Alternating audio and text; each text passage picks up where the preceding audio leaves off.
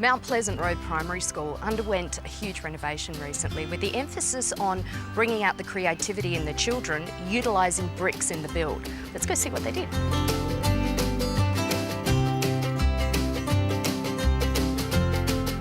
Well, we wanted a warm, welcoming and stimulating environment for the students to learn in, for the teachers to teach in. And so it was important that we had natural materials that really lent themselves to these flexible learning areas. A smooth aqua glazed brick that we have here on this wall is gorgeous, clearly. But this particular wall is really impressive, and here's why. You've got a combination of these beautiful glazed bricks, which have all these really cool effects on them, as well as a very much of a flat baked brick.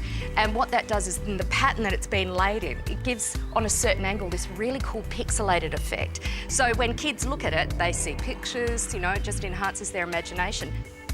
But also the fact that other elements have been brought into, like these great big beautiful blonde timber sleepers. The whole effect is really cool. We've got 4 different bricks here. So we've got a split brick, which is a 50mm version of a standard size brick, and the 76. Split bricks are a new way of presenting an older product. The thin modularity of it allows for a more linear type approach when you're working with design. The original school was 1958 light timber construction, and it was falling apart.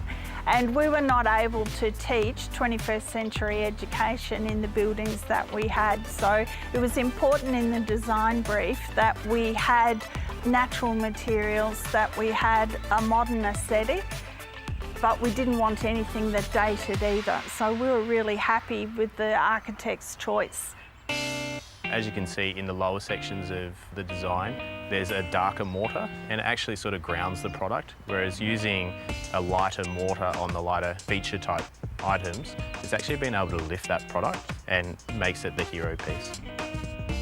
Now, this primary school is actually a really great example of how bricks can actually be used creatively. In this yard here, they've been used to bring areas together, and with all of the extra structures like the canteen area and the schoolrooms over there, by using those lighter glazed bricks has just brought a whole different element into it. So it just goes to show that whether you decide to use bricks for a school or whether you decide to use them at home, never underestimate the aesthetic value of a brick, because it really can enhance the area completely.